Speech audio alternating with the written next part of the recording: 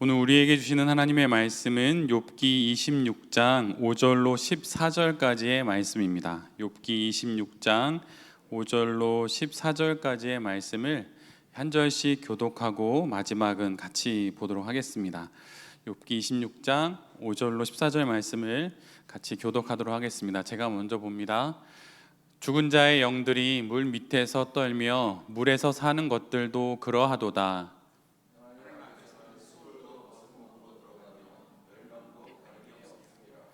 그는 북쪽을 허공에 펴시며 땅을 아무것도 없는 곳에 매다시며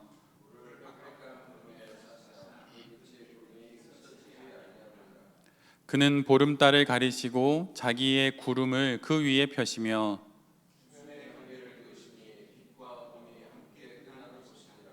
그가 꾸짖으신즉 하늘 기둥이 흔들리며 놀라느니라.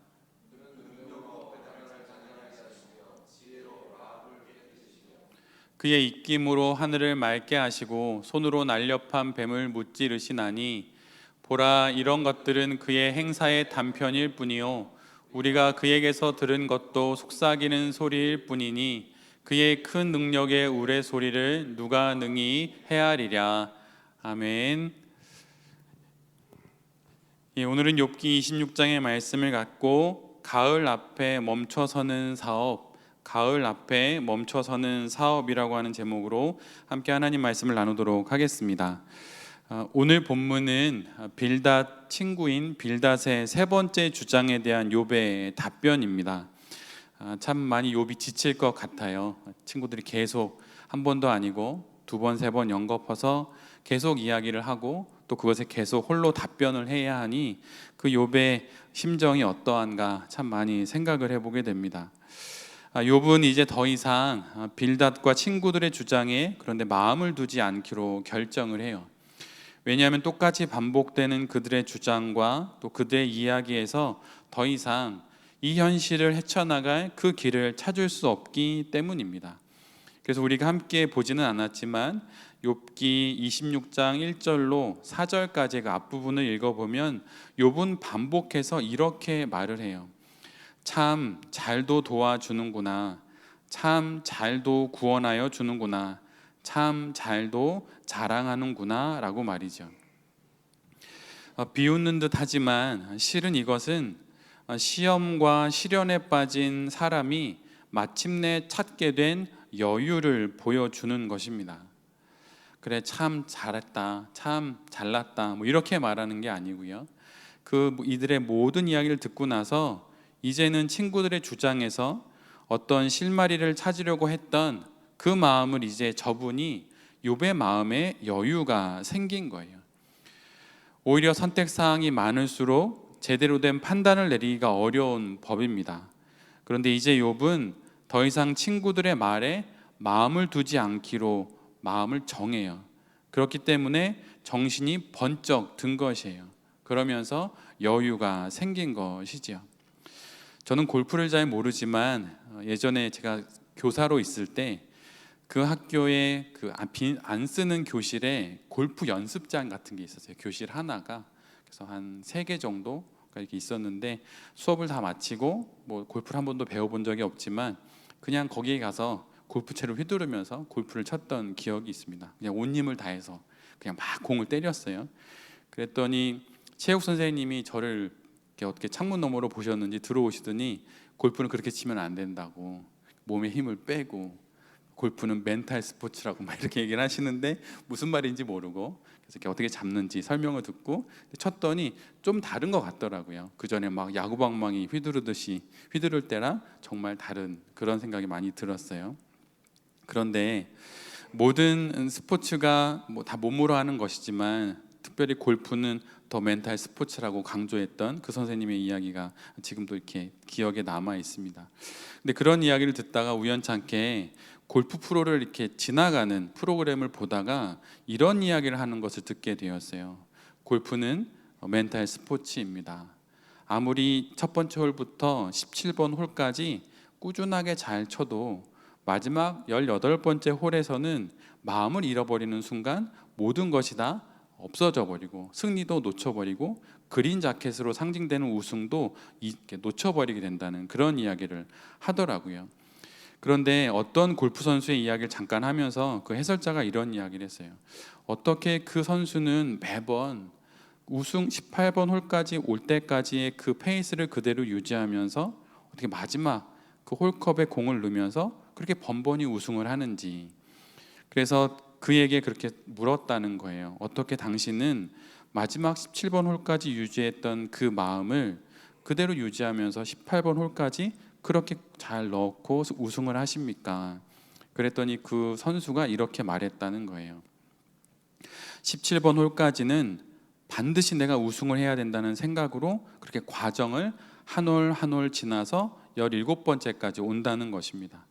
그런데 맨 마지막 홀인 18번 홀 앞에서는 그 마지막 결과가 내게 주어지는 그 순간엔 오히려 내가 그린 자켓을 목표로 두고 반드시 돼야 한다라고 생각했던 그 생각을 오히려 놓아버린대요.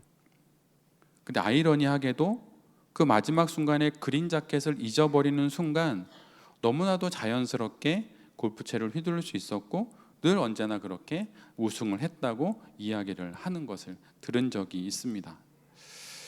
그러기에 골프가 멘탈 스포츠라는 이야기가 맞는 이야기일 수 있다는 생각이 들어요. 지금 욥이 갖게 된 여유가 바로 이런 것입니다. 희망이 되지 않는 주장에서 거리를 조금 두게 되니 여유가 생긴 거예요. 꽉 가득 차 있는 음료수를 따를 때 잘 나오지 않는데 잠깐 공기가 들어가면 쭉 음료수가 나오듯이 그렇게 혼란한 상황으로부터 오히려 거리를 두니까 상황이 객관화가 되면서 이 길을 어떻게 풀어가야 할지를 욥이 알게 된 것입니다. 그래서 참 잘도 도와주는구나, 참 너희들 말에 구원이 있구나, 이렇게 말할 수 있었던 것이죠. 욥은 친구들의 이해되지 않는 주장들로부터 거리를 두면서 비로소 상황을 제대로 볼 수 있는 시선을 획득하게 됩니다.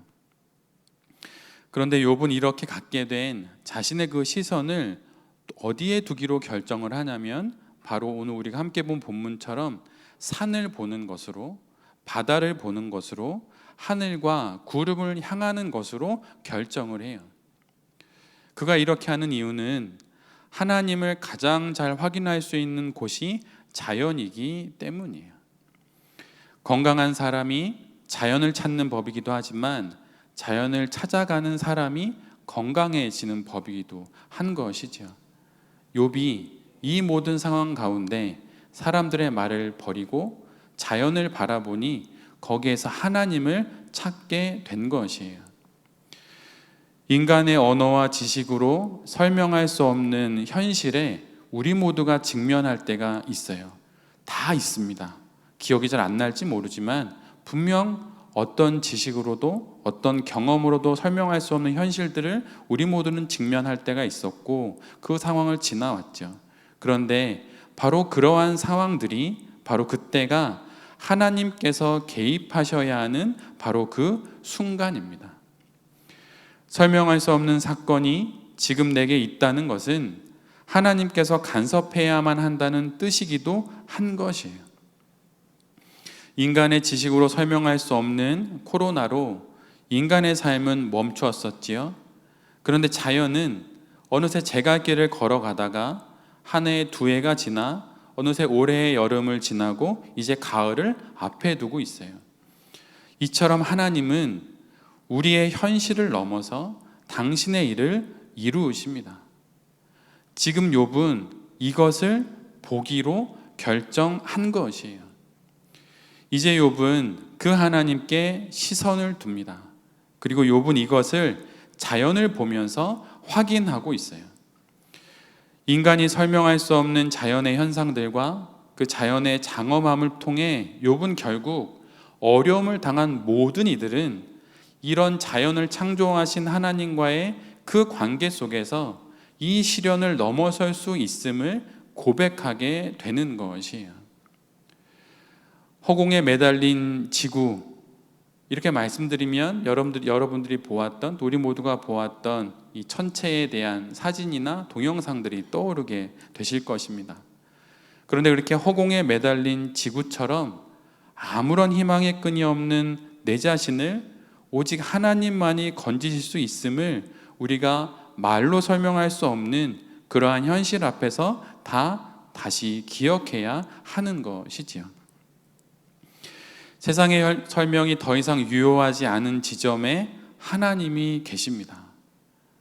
내 신앙, 내 신학, 나의 경험, 내가 가지고 있는 그 어떤 것으로도 더 이상 설명할 수 없는 바로 그 지점에 하나님이 계셔요. 예전에도 그곳에 계셨지만 이제야 비로소 우리의 눈에 여전히 그곳에 계신 하나님이 우리 눈에 보이게 되는 것이죠. 경제에 관련된 글들을 읽다 보면 이런 생각이 들어요. 참 전문가들이 많다. 투자에 대한 이야기를 듣다 봐도 정말 전문가들이 많다, 이런 생각이 듭니다. 그런데 전문가들이라고 하는 이들의 상황에 대한 설명을 들여다보면 언제나 그들은 상황이 다 벌어진 이후에 그 원인들을 설명해요. 너무나도 잘도 설명합니다. 1, 2, 3, 4, 5, 6, 7 이렇게 해서 잘 설명도 하죠. 근데 정작 그 상황이 언제 벌어지고 또 어떻게 벌어지는지 미리 아는 전문가는 거의 없다는 것을 경제에 관련된 내용을 좀 뒤적거리면서 알게 돼요. 문제가 일어나기 전에 미연에 방지하기 위한 의견을 내는 것이 아니라 문제가 벌어진 이후에 원인을 분석하고 해법으로서의 의견들을 제시하는 것을 보게 됩니다. 여의도 증권가의 어떤 오랜 세월, 그의 거의 모든 청춘을 바쳐서 말했던 사람들의 이야기를 잠깐 들었는데, 늘 언제나 분석해주고 설명하는 사람들의 대부분은 필드가 없고 늘 언제나 말만 하는 사람들이라는 거예요. 근데 진짜 그 필드에서 성공한 사람들은 그런 말을 하지 않는답니다. 왜냐하면 그 필드에서 돈을 벌어서 이미 그 현장을 떠났기 때문에 그 현장에 그런 사람이 없다는 거예요. 진짜 그 필드를 잘 이해하는 전문가들은 돈을 벌어서 그 현장을 떠나고 그 현장에 몸담아 보지 않았지만 그 현장을 비판하고 분석하는 것을 통해서 돈벌이가 되는 사람들은 거기에 계속 남아있다는 거예요. 그런데 그의 말처럼 실제로 우리가 사업을 하고 사업을 경영하는 이 삶 속에서 단기간에 특정한 기간에는 어느 정도 누구나 예측을 할 수 있겠지만, 공부를 많이 했으면 또 나름 할 수 있겠지만, 큰 안목에서, 거시경제의 안목에서 경기를 맞추는 사람은 아무도 없다는 거예요. 규칙이 없고 원인을 예측할 수 없고 결과를 맞출 수가 없습니다. 그런데 이것을 맞춘다는 이들이 있지요. 점쟁이, 무속, 이런 거, 풍수, 이런 거 하는 사람들이죠. 삶의 난해함과 삶의 알 수 없는 미래를 다 아는 것처럼, 그리고 아는 사람이 있을 것처럼 생각해서는 결코 안 됩니다. 근데 욥이 친구들과의 그런 대화들 속에서 알게 돼요. 아, 친구들이 지금 내가 겪고 있는 이 문제에 있어서 결코 해법을 줄 수 없는 사람들이구나 라는 걸 알게 되죠. 그러면서 이때 오히려 자연 앞에 나아가서 하나님을 바라보기 시작합니다. 그러면서 하나님이 이 세상을 창조하신 것처럼 자신의 인생 역시 하나님께서 창조하시고 인도하시고 이끄신다는 것을 욥이 비로소 고백하기 시작하는 거예요. 세상 모든 사람들이 알고 있는 워런 버핏이 이런 말을 했어요. 나는 고집스럽게 거의 매일 많은 시간을 그냥 앉아서 생각하는 데 보낸다. 그런데 이런 행태는 미국 비즈니스계에서는 찾아보기가 아주 힘들다. 그러나 나는 읽고 생각한다. 더 많이 읽고 더 많이 생각하기에 나는 대부분의 다른 사업가보다 충동적인 결정을 적게 한다. 그의 말처럼 이 세상은 무엇인가 빨리 움직이고 많이 앞으로 나아가고 많이 활동해야 무엇인가 비즈니스를 잘한다고 생각을 합니다. 그런데 그런 것이 아니라는 거예요. 머물 줄 알아야 한다는 것입니다. 정주, 다른 말로 말하면 정하여 머무는 그 기간이 사업가에게도 있어야 해요. 더 많이 읽고 더 많이 묵상하기 위해, 그리고 충동적인 결정을 하지 않기 위해 머물러야 하는 것입니다. 정주는 사업가에게는 필수 사항이에요. 매주 수요일 정오에 이 시간에 우리가 함께 모여서 예배를 드리는 이유가 무엇일까요? 정주하기 위함이에요. 특별히 도시 속에서 사업하는 이들에게 그들의 바쁨은 능력처럼 보이고 그들의 분주함은 실력 있어 보이고 시간이 없다 말하는 것은 마치 중요한 인물이 된 것처럼 여기는 이 시대 속에서 정주는 모든 사업가의 필수 사항입니다. 저는 때로 대화를 나눌 때 말이 지나치게 빠르면 그 사람의 말을 듣기는 듣지만 그 사람의 말뿐만 아니라 그 사람의 마음도 보려고 애를 써요. 말이 빠른 건 마음이 달리고 있기 때문이에요. 어느 분이 일과 투자에 대한 이야기를 했던 것을 얼마 전에 들었습니다. 무엇인가를 하면서 배우는 일이 있고 배워서 해야 할 일이 있다는 거예요. 완전히 다르지요. 하면서 배우는 게 있고 배운 다음에 해야 하는 일이 있다고 하는 거예요. 그런데 하면서 배우는 일은 뭐냐면 어떤 대기업 안에서 들어가서 직원으로 일하면서 일을 배우는 것입니다. 근데 투자는 배운 다음에 해야 한다는 거예요. 만약 투자를 하면서 배우겠다라고 말하면 모든 돈을, 자산을 다 잃어버리기 때문이죠. 그래서 언뜻 보면 똑같은 돈을 버는 일처럼 보이는데 하면서 배우는 게 있고 하지 말고 결코 해서는 안 되고 배운 다음에 해야 할 일이 있다는 것이죠. 그럼 우리가 하고 있는 사업은 어떤 것일까요? 사업은 이 둘 다예요. 하면서 배우기도 하고 또한 배우면서 해야 하기도 하는 것입니다. 사업은 정말 어려워요. 어느 분이 이런 이야기를 하더라고요. 사실 사업을 하는 많은 분들 보면 사실 그들은 사업을 하는 게 아니라고, 사실은 자영업과 크게 다르지 않다고. 사업과 자영업의 차이점은 사업은 내가 쉬어도 돈이 굴러가는 건데 자영업은 내가 쉬면 돈이 안 굴러간다는 거예요. 베랩의 대부분은 무엇입니까? 제가 비록 설교 제목엔 사업이라고 적지만 사실 대부분 자영업이에요. 그 자영업을 하는데 하나님 앞에 머물지 않는다? 매우 위험한 것입니다. 수요, 직장인 예배 나오지 않는다? 위험한 거예요. 정말 위험한 것입니다. 마더 데레사가 이런 말을 했어요. 우리는 하느님을 찾아야 합니다. 그런데 그분은 소음과 부산함 속에서는 찾을 수가 없습니다. 하느님은 침묵의 벗이십니다. 자연이 나무와 꽃과 풀이 어떻게 침묵 중에 자라는지를 보십시오. 별들과 달과 태양이 어떻게 침묵 중에 움직이는지를 보십시오. 여러분, 마더 테레사가 캘커타에서 계속 그냥 오시는 그 여러 어려운 분들, 병자들에게 돕는 일만 한 줄 아십니까? 전체를 운영해야 됐어요.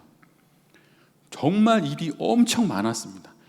보통 많은 게 아니에요. 제가 NGO 단체 일을 해보고 또한 제가 북한 일을 하면서 느낀 건데 너무 일이 많아요. 돈도 벌어야 하고 운영도 해야 하고 또 오는 아이들 상담도 해야 하고 벌어지는 문제 때문에 경찰서, 병원 뛰어다녀야 해야 돼요. 가만히 앉아서 오는 아이들을 힘들지 이런 게 아니에요. 온갖 일이 있습니다. 마더 데레사의 전기를 읽어보면 그가 얼마나 많은 일에 시달렸는지를 알 수 있어요. 근데 마더 데레사가 이렇게 이야기해요. 우리는 하나님을 찾아야 합니다. 근데 그분은 소음과 부산함 속에서는 찾을 수가 없습니다. 사업을 하기 이전에 우리의 모든 분주함들을 내려놓고 하나님 앞에 나아가서 침묵 가운데 하나님을 만나야 하는 거예요. 침묵은 무엇인가로 채워야 할 결핍이 아닙니다.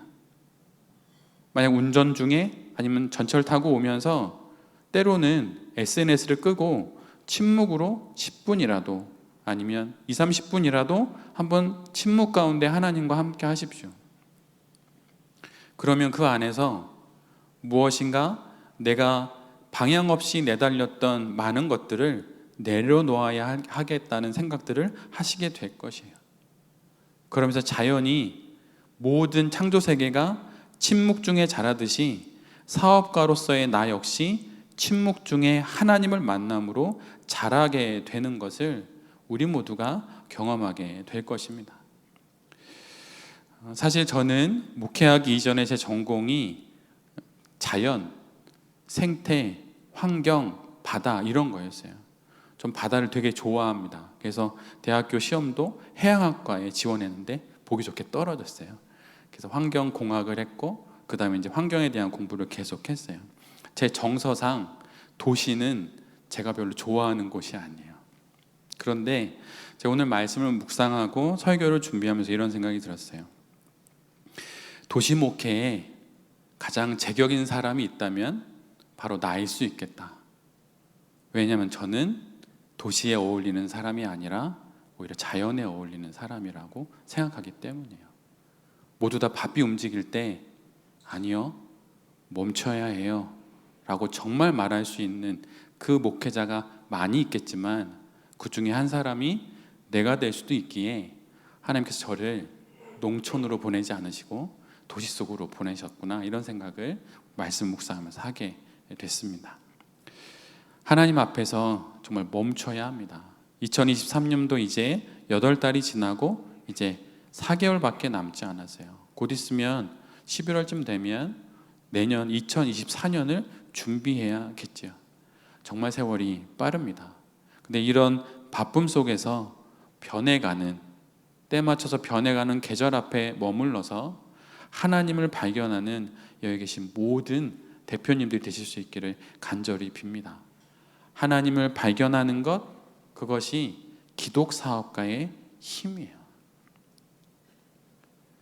계절을 바꿔내시는 그 하나님께서 우리의 사업을 바꾸어 내실 것입니다. 하나님 앞에서 침묵 속에서 자라나는 자연처럼 그렇게 하나님 앞에 머물러서 자라나게 되는 우리 모두가 되기를 간절히 빕니다. 이것이 우리가 자연을, 하나님의 창조 세계를 마주해야 하는 이유인 것이에요. 창조주의 솜씨가 그대로 드러나는 자연을 마주할 때, 그곳에 계신 하나님을 보게 될 때 우리는 비로소 다시 사업을 계속할 수 있는 힘을 얻게 될 것입니다. 하나님의 창조 세계 앞에 머물고 또한 침묵함으로 나를 자라게 하시는, 또 나의 사업을 자라게 하시는 그 하나님을 만나는 우리 모두가 될 수 있기를 간절히 기도드립니다. 아멘.